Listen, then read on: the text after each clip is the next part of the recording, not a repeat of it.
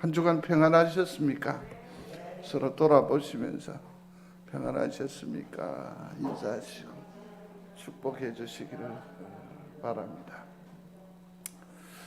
4월이 되면 저마다 어떤 설레임이 있고 또 뭔가 봄의 그 기운을 받아서 그러는지 활력이 있거든요. 이혜인 씨는 4월에는 내 마음이 성실의 의미를 알게 하옵소서. 작은 일, 작은 한 시간이 우리 인생을 결정하는 귀의 힘을 알게 하옵소서. 그렇게 기도를 했습니다만은 또 손정봉 씨라고 하는 시인은 또 4월이 가면 나의 봄도 함께 가야지.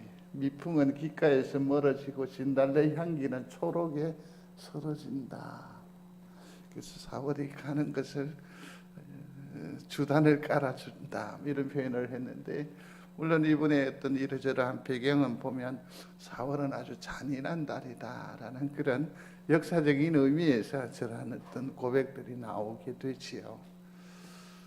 우리는 믿음의 근속으로 이 땅 위의 삶을 살아가고 있습니다. 그렇다고 한다면 우리에게 있어 4월은 어떠한 일들이 일어납니까?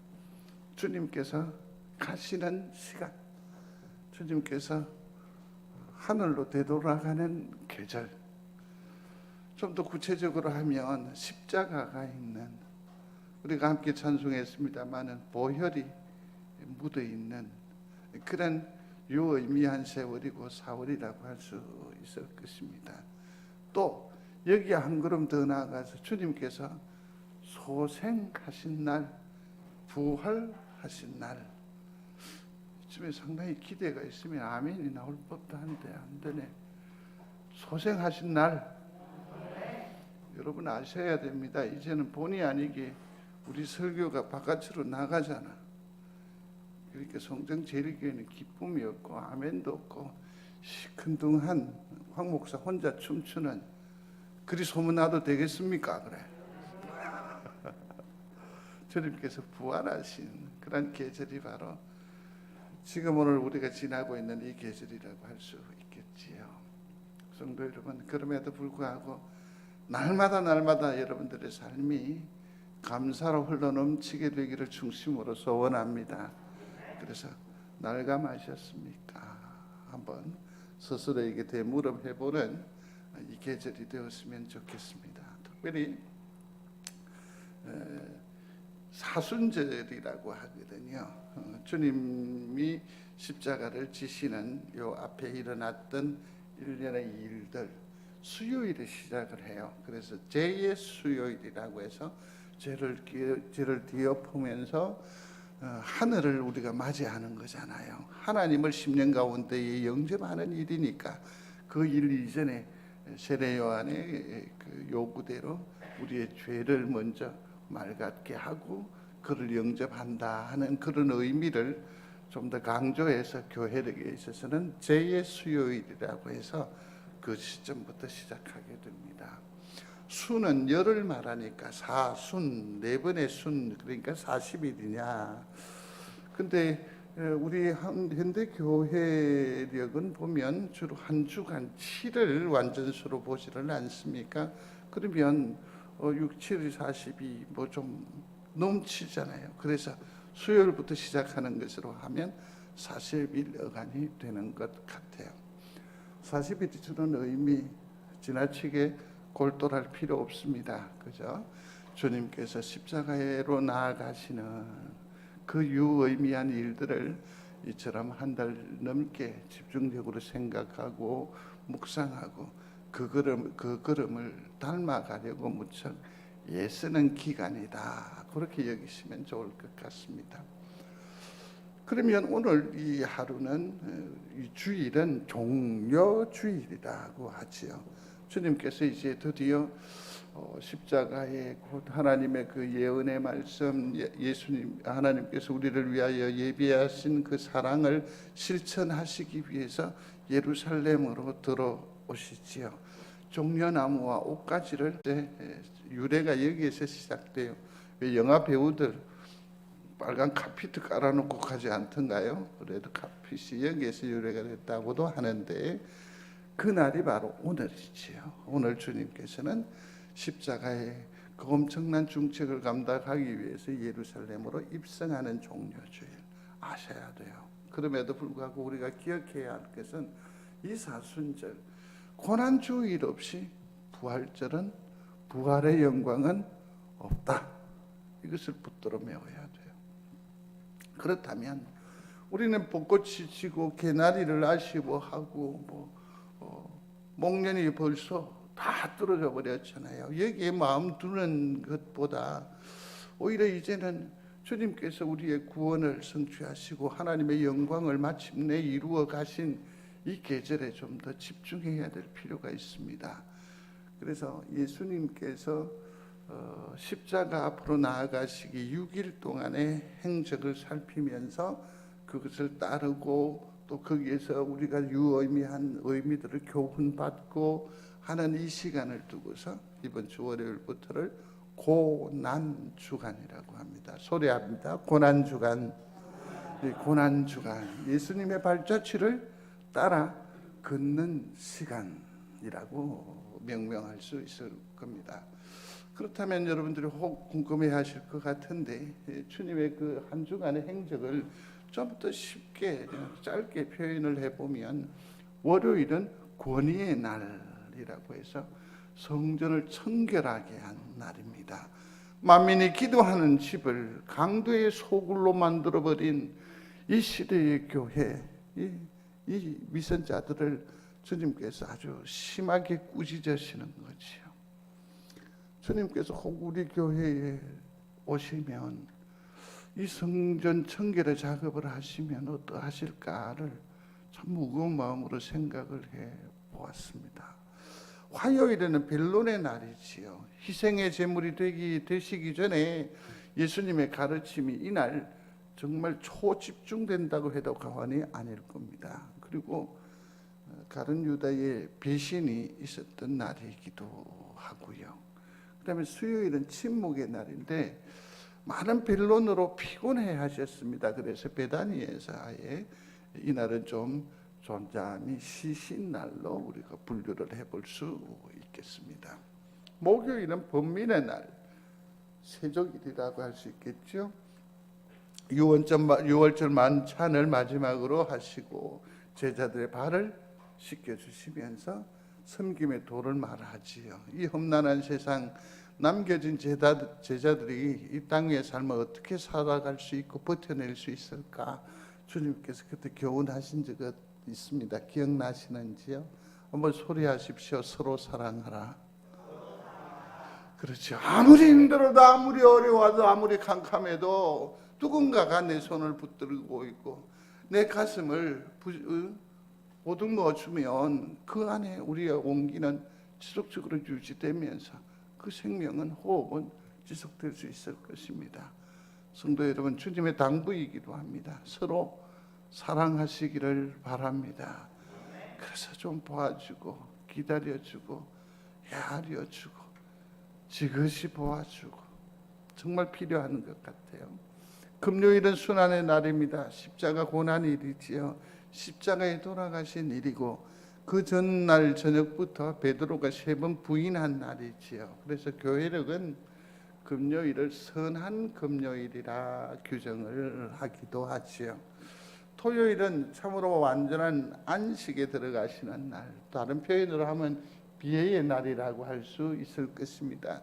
사순절과 고난주간이 끝나는 날이고 아울러 6월절의 저녁부터 6월절의 시작이 되는, 그래서 대토요일이다라고도 하고 그 안의 의미는 부활의 아침을 기다리는 날로 규정을 하고 있습니다. 이 일정이 주님의 고난주간의 일정이라고 할 수 있습니다. 한 주간을 지나시면서 여러분들이 참고하시면 좋을 듯 합니다. 그렇습니다. 이번 한 주간 고난주간은 예수님과 함께하는 일주일이다. 그렇게 여러분들 귀히 여겨 주시기를 바랍니다. 이제 오늘 본문을 한번 주목을 해보시면 좋겠습니다. 13장 모두에 보면 나타나 있습니다. 특별히 1절에 보면 때가 이른 줄 아시고 라고 표현을 했는데, 여기에서 이 때라고 하는 것은 무엇입니까? 주님께서 떠나시는 때, 주님께서 제자를 떠나시는 때, 주님께서 우리를 떠나시는 때를 얘기하는데, 여기서 떠나는 것, 떠남의 주는 의미는 뭐냐면 세상으로부터 하나님께로 뭐 한다? 전환한다라는 그런 의미와 그런 뜻을 가지고 있습니다. 그러니까 이제 주님께서 떠나시는 것은 어디로 가시는 것이요? 아버지 품으로 되돌려지는 그러한 사건을 말하고 그러한 때가 이르렀다라고 말씀하고 있습니다. 그 때입니다. 곧 이 말의 의미는 무엇일까요? 십자가, 죽음의 때가 되었다, 그런 얘기지요. 이는 뭘 의미하는 겁니까? 하나님의 사랑이 구체적으로 성취되는 날, 하나님께서 자기의 독생자를 내려놓으시고 우리를 구원하시는 그 구원의 역사가 마침내 이루어지는 날, 이 때에 대한 여러 가지 해석이 가능하겠습니다. 여러분 심령에도 주님의 이 때를 잘 분별하시고 또 심령 가운데 잘 새겨 보시기를 바랍니다. 지금의 이 때는 나에게 무슨 시간입니까? 스스로에게 답을 해보실 수 있는 그런 은혜가 있기를 바랍니다. 근데 성경을 자세히 보시면 놀라우리만치 십자가로 향하여 나아가는 죽음, 극혐의 이 사형으로 나아가는 이 얘기를 성경은 너무나 담담하게 표현을 하고 있다라는 것입니다. 우리가 잘 아시는 요한복음에서 나중에 경험하시겠습니다마는 요한복음 17장간에 보면 주님의 겟세마네에서의 그 기도, 다른 성경들을 마태가 보고 마가가 경험한, 누가가 경험한 예수님의 그 겟세마네 그 앞에서의 기도는 어떠했습니까? 처절하게 그지없었지 않습니까? 피와 땀이 함께 쏟아지는 것이라고 하지 않았습니까? 그럼에도 불구하고 오늘 요한복음에서 주님의 그 마지막 걸음이 너무나 무덤덤하게 표현되어 있다. 주님께서도 뭡니까? 대수롭지 않게 표현을 하고 있다라는 거죠. 이는 말씀의 성취라는 거고 순종의 극치라는 거지요. 여러분, 우리가 함께 이미 지난 시간에 살펴본 부분이기도 한데 요한복음 3장으로 한번 잠시 넘어가 보시겠습니다. 3장 14절입니다.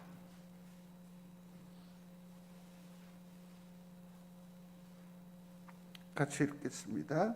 모세가 광야에서 뱀을 든 것 같이 인자도 들려야 하리니. 아멘. 말씀 끝에는 항상 아멘 하시기를 바랍니다. 그 은혜가 우리 중에 있을 줄로 믿습니다. 자, 그렇다고 한다면 또 오늘 본문에서도 또 한 번 더 확인해 보실 필요가 있습니다. 3장 14절에서 오늘은 13장 32절을 한번 보십시오. 찾으셨습니까? 함께 합니다. 만일 하나님이 그로 말미암아 영광을 받으셨으면 하나님도 자기로 말미암아 그에게 영광을 주시리니 곧 주시리라. 아멘. 아멘. 자, 여기서 이 두 말씀을 가지고 여러분들에게 설명을 드리면 이러합니다. 신명기서에 보면 이스라엘이 불순종하게 됩니다. 하나님을 원망하게 됩니다. 그래서 이 모세가 하나님께 간구를 하지요. 하나님 명령을 쫓아서 이 백성이 험한 광야의 길로 나왔습니다. 이들은 하나님의 것입니다. 이들은 순종의 백성입니다. 이들은 세상에서 구별된 자입니다. 이들은 오직 하나님만 바라보는 자입니다. 그런데 좀 원망하고 불평하고 그랬다고 해서 하나님 이처럼 불뱀으로 사람을 죽게 하면 세상 사람들이 하나님을 뭐라 하시겠습니까? 지 사랑하는 지 새끼를 이렇게 박해하고 문드러지게 한다고 하면 하나님 기분 좋으십니까? 이렇게 모세가 항의를 합니다. 그때 하나님께서 처방전을 주시지요. 그게 뭐냐면 이마따름한 장대에다가 불뱀을 달아서 높이 듭니다. 이것을 바라보는 이는 다 치유함을 받는다, 구원함을 받게 될 것이라. 모세가 불뱀을 든 것 같이 인자도 들리리니, 장대 위에 들리리니. 이 말은 곧 두 가지 의미가 있습니다. 하나는 무엇이냐면 십자가로 말미암아 그가 당하실 죽임을 의미하는 것이고, 또 하나는 장대에 32절에 나온 대로 높이 들리움은 하나님께서 곧 뭘 하신다? 예수 그리스도가 이제는 영광을 받으신다 라는 두 가지 의미를 동시에 가지고 있습니다. 그래서 오늘 본문에서 왜 본문 분위기가 침울하지 않고 암울하지 않고 축축하지 않느냐 하면, 지금 예수 그리스도는 십자가를 죽음으로, 아픔으로, 슬픔으로, 괴로움으로 보시지 아니하시고 말씀의 성취, 하나님께 온전히 순종하는 순종의 극치, 곧 하나님의 영광을 얻는 것으로 해석하시는 거예요. 그래서 이게 어둡지 않아요. 어둡지 않아요. 그래서 본문 31절인데요. 같이 읽겠습니다. 지금 인자가 영광을 받았다. 그래서 하나님께서 그 안에서 영광을 받으셨다. 아멘. 이렇게. 이게 고난주간 주님께서 감당하신 십자가입니다. 사랑하는 성도 여러분, 우리가 감당하는 이 세월이 참으로 넉넉하지 않습니다. 그럼에도 불구하고 말씀이 지향하는 바, 말씀이 목표하는 것은 늘 성도들의 기쁨이요, 승리요, 그로 말미암아 하나님께서 영광을 받으시는 건 줄로 믿습니다. 그렇다면 우리는 이 땅 위에서 기죽을 필요가 없습니다. 좀 더 당당하시기를 바랍니다. 좀 더 힘내어 사시게 되기를 바랍니다.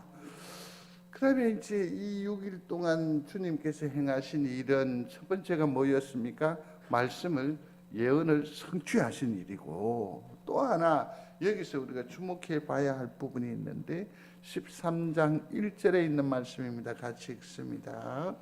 유월절 전에 예수께서 자기가 세상을 떠나 아버지께로 돌아가실 때가 이른 줄 아시고 세상에 있는 자기 사람들을 사랑하시되, 끝까지 뭐 하신다고요?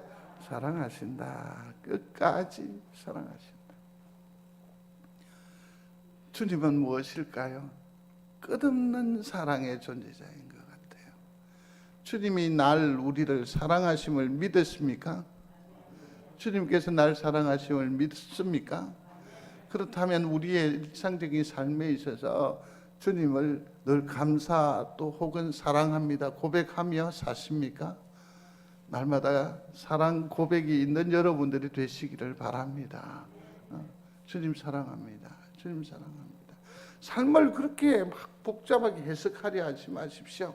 하다가 해석이 안 되고 또 이해가 안 되는 부분들이 있거든요. 그러면 여러분 어떻게 하시는 건지 아십니까? 하늘을 꼭 쳐다보고 좀 사랑합니다. 그러면 돼요. 그렇죠? 우리도 막 이렇게 막 다투고 하다가 안 되니까 그냥 쑥스러우니까 사랑한다니까 그러면 다 돼요. 그렇죠? 주님께서 우리를 사랑하시는 사랑 잊지 마시기를 바랍니다. 십자가를 목전에 둔 그는 끝까지 우리를 사랑하셨습니다. 또 한 가지 또 일이 있습니다. 그건 무엇이냐면 최후의 만찬을 이렇게 하시지요. 여기서 밥 한 그릇 합시다라는 이 의미는 참으로 큰 의미를 담고 있거든요. 어떤 의미로 봐서 매우 친밀한 또 그런 기대감을 표시하는 거죠. 지금은 어떻게 일을 처리하지 못하니까 다음에 뭐 이렇게 일을 한번 도모하자라는 의미, 밥 한 그릇 합시다. 그게 또 다른 의미로 하면 이 참 영혼 없는 인사거든요. 뭐 얘기해 전화를 빨리 끊어야 되고 빨리 얘기를 끝내려면 뭐 그럼 잘 지내노? 뭐 다음에 뭐 밥 한 그릇 하지 이러면 그냥 끝이거든요. 두 가지 의미를 다 가지는데 주님께서는 앞쪽의 해석을 선택하신 것 같아요. 함께 이 밥상 공동체를 이루는 것이 얼마나 큰 식구가 뭡니까? 한 상의 밥을 둘러서 나눠 먹는, 그래서 식구라는 의미이지 않습니까? 마지막에 만찬을 이렇게 도모하시고 그 자리에서 주님이 뭐 하십니까? 세족식을 하세요. 세족식을 하세요. 그래서 13장 6절과 그 어간을 쭉 살펴보시면 거기서 베드로가 여기에 또 한 거 하지 않습니까? 지금 이 지경에 지금 뭐 하는 거냐고. 응? 그러면서 주님 어디 가십니까? 나는 막 끝까지 따라갈 겁니다. 죽기까지 같이 할 겁니다. 성도 여러분, 목사로서 지금 삶을 상당히 오래 살았는데 저는 이 말 안 믿는 거 아시지요? 죽을 때까지 사랑할 겁니다. 저는 오직 성정제일교회밖에 없습니다. 제가 이 고백을 얼마나 많이 들었게. 근데 제가 믿어요, 안 믿어요? 좋아. 베드로를 나는 안 믿어. 말을 바꿔야겠다. 너무 심각하게 받으시는 것 같아서. 세족식을 하십니다. 베드로가 거부해요. 근데 이전에 저는 이 장면에서 진짜 생각히는 게 하나 있습니다. 자 보십시오. 세족식을 행하는데 식사하시다가 허리를 두르시고 하시는데 제일 먼저 누구를 씻기셨을 것 같아요? 제가 신학교 강의를 나가는데 저보고 좀 참아달라고 부탁한 게 있는데 자꾸 묻지 마라 하더라고요. 대답하기 힘들다고 여러분들에게 물어봅니다. 세족식에 제일 먼저 누구를 씻기셨을 것 같아요? 베드로, 수제자니까 베드로. 또 주님의 표현 가운데 사랑하는 그 사랑하는 제자가 있잖아. 누구죠? 요한 정도 있을 수 있겠죠. 요한. 뭐 그럴 수 있겠죠. 근데 저는 가룟 유다를 제일 먼저 씻기셨을 것 같아요. 가룟 유다를. 와, 이게 극적 반전 아니에요? 요한을 씻기셨다든지 베드로를 먼저 선택하셨다라고 한다면 거기는 별거 의미 없어요. 그러면 의식이고 또 하나의 뭐 영혼 없는 잔치가 될 가능성이 많은데 거기에서 가장 먼저 누구를? 가룟 유다를 선택을 하셨다. 저는 그렇게 보고 있습니다. 야, 어땠을 것 같아요? 주님께서 우리를 제일 먼저 만져주신다고 생각을 한번 해보세요.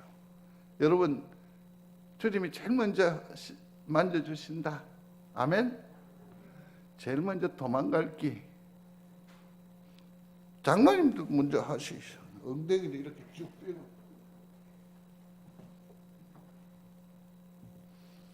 저는 여기에 엄청난 감동이라고 생각을 합니다.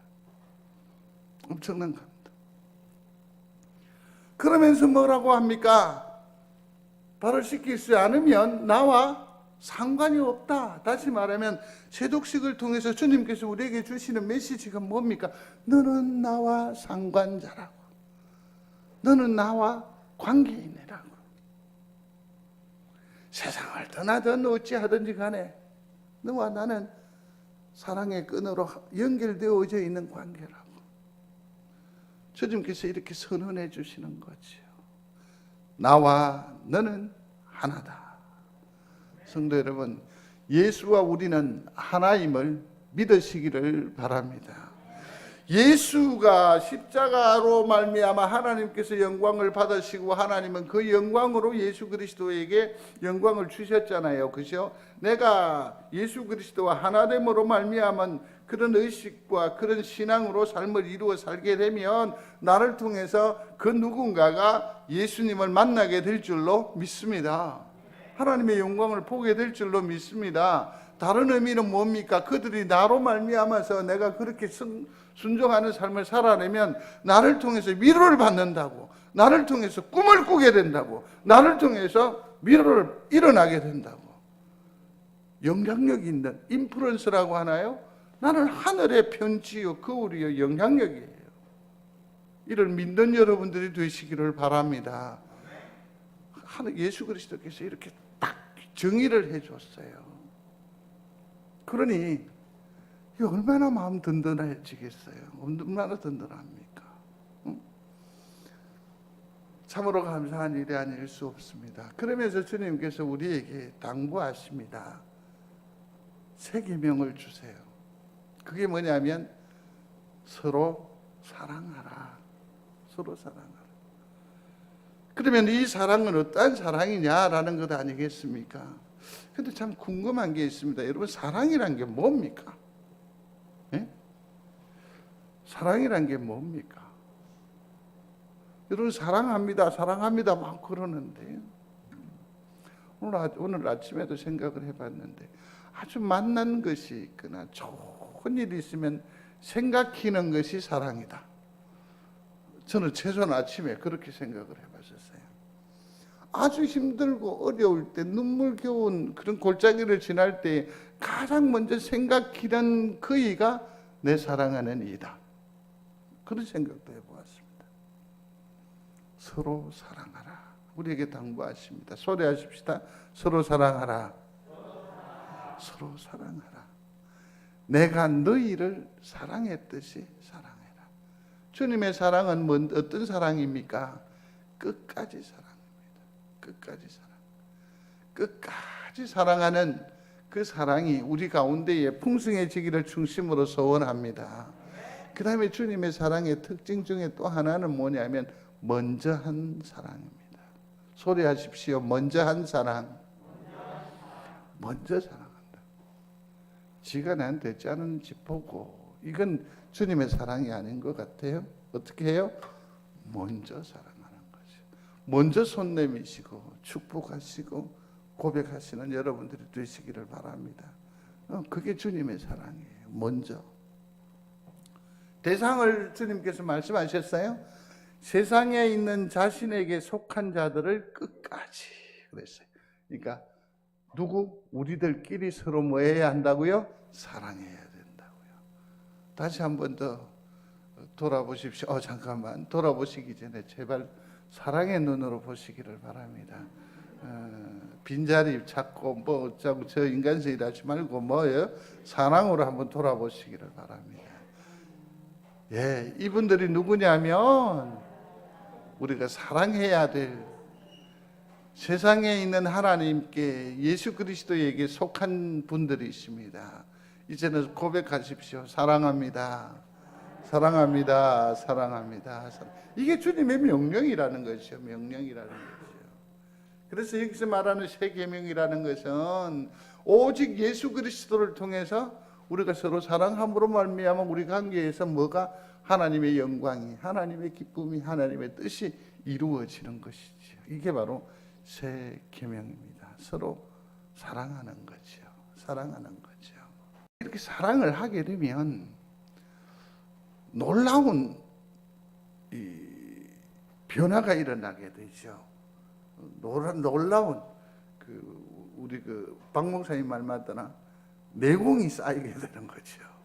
그게 뭐냐면 이것으로서 너희가 나에게 속한 제자들인 것을 모든 자들이 알게 될 것이다. 주님 말씀하셨습니다. 우리가 서로 사랑하면 내가 예수님 믿는 사람이라는 증거가 된다는 거죠. 우리가 서로 사랑하게 되면 내가 주님의 뭐가 제자가 되는 것을 만천하에 드러내는 증거가 된다라는 거죠. 성도 여러분, 하나님의 사람으로 사시기를 원하시면 아멘. 사랑하십시오.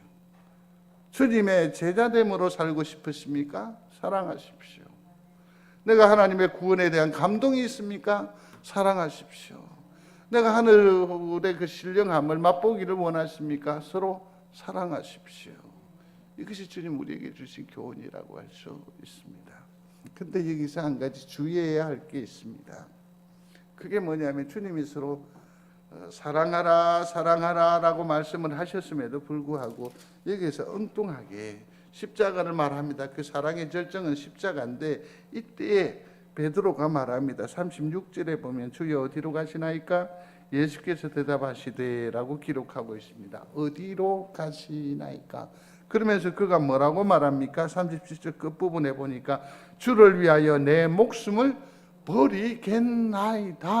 근데요 38절 끝부분에 보시기 바랍니다. 닭 울기 전에 네가 몇 번? 3번 누구를? 예수를 몇 부인하리라 라고 말하고 있습니다. 뭐 때문에 지금 주님 뭐 십자가를 간다 하고 그렇게 암울한 얘기를 하십니까? 지금은 오히려 기세등등해야 되고 찬스잖아요. 사람들의 이목이 막 집중되고 있지 않습니까? 이제는 좀 더 뭔가를 도모해야 될 일인데 뭘 자꾸 십자가 얘기하고 죽음을 얘기하고 약해지면 안 됩니다. 이런 의도인 것 같아요. 나 끝까지 따라갈게. 내 목숨까지라도 내가 다 뭐 도와드릴게요. 그러나 그는 3번 부인하죠. 3번 부인하죠. 사랑하는 성도 여러분, 이 땅의 흐름이거나 어떤 사리 분별 판단에 있어서 내 생각에 맞지 않다고 하나님보다 앞서가지 않는 여러분들이 되시기를 바랍니다. 우리가 신앙생활에 있어 왜 시험에 드느냐 하면 항상 하나님보다 앞서가세요. 앞서 해석하고 앞서 판단하고 말씀 위에서 지나치지 마십시오. 앞에 가지 마십시오. 그래서 신앙이라는 것은 뭐냐면 결심이 아니라 순종입니다. 한번 소리하십시오. 신앙은 결심이 아니라 순종이다. 순종입니다. 순종입니다. 어떤 이가 그런 얘기를 했었습니다. 몰라 목사님, 하나님께서 내 다리 몽둥이를 탁 분지를 놓지 않으면 그러면 내가 뭐 돌아갈까? 뭐 그런 마음 전혀 없다고 그런 얘기를 하시더라고요. 근데 다리 몽둥이 불려지기 전에 태국에 무슨 관광 가이드 갔다가 보트가 폭발해가지고 통째로 하나님께로 들리움을 받아버렸어요. 신앙은요 결심이 아닙니다. 나 어떤 결단이 아닙니다. 주시는 그 말씀에 뭐 하는 겁니까? 순종하는 겁니다. 이를 10년 가운데 새겨 사시기를 중심으로 소원합니다. 이제 말씀을 맺겠습니다. 성도 여러분, 고난주간 주님의 십자가를 생각하는 이번 한 주간이 참으로 우리 성도들에게 있어 유의미한 세월이 계절이 되기를 중심으로 소원합니다. 요한일서 4장 12절에 있는 말씀입니다. 어느 때나 하나님을 본 사람이 없으되 만일 우리가 서로 사랑하면 하나님이 우리 안에 거하시고 그 사랑이 우리 안에 온전히 이루어지느니라. 아멘. 암울하고 힘들고 어려운 이 세월이지만 우리가 서로 사랑하면 여기에서 하나님의 은혜와 하나님의 영광과 하나님의 위로와 하나님께서 더하여 주시는 그 온기를 느낄 수 있다라는 것 아닙니까? 그래서 이 세월을 잘 이겨 사시는, 그래서 하나님 앞에 기쁨이 되고 영광을 올리고 드리는 우리 귀한 성도들이 되시기를 바랍니다. 지금은 우리가 서로 사랑해야 할 때입니다. 한 번 더 소리하십시오.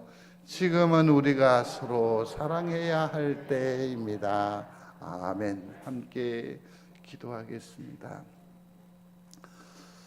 나의 십자가를 감당할 힘을 주옵소서. 부활의 소망을 주옵소서. 서로 사랑하게 하옵소서. 기도하겠습니다. 고마우신 아버지 하나님, 내 몫에 대인 십자가를 온전히 감당할 수 있도록 믿음을 주옵소서. 주여 능력을 주옵소서. 아버지 하나님이여 더욱더 기도의 영을 회복시켜 주시고 아버지 하나님께로 그 사랑으로 나아갈 수 있는 열정이 속히 회복될 수 있도록, 그래서 아버지 하나님이여 나에게 맡겨주신 이 십자가를 온전히 올곧이 감당하며 살기에 부족함이 없도록 주여 함께 하시기를 원합니다. 우리에게 아버지 하나님이여 부활의 소망을 더하여 주옵소서. 참으로 무기력합니다. 연약 가운데 있습니다. 아버지 하나님, 그럼에도 불구하고 아버지 하나님이여 우리의 낭망의 세월을 살아가는데 부활의 능을 더하여 주옵소서. 서로 사랑하게 하여 주옵소서. 아멘. 고마우신 아버지 하나님, 내 몫에 대인 십자가를 능히 감당할 수 있도록 암울한 세월이지만 믿음에 믿음을 더하여 주시옵소서. 어두운 시절이지만 부활의 소망을 더하여 주심으로 오늘도 힘내어 살아가게 하여 주옵소서. 서로 사랑하기를 원합니다. 사랑하게 하여 주옵소서. 예수님 이름으로 기도드리옵나이다. 아멘. 교회 소식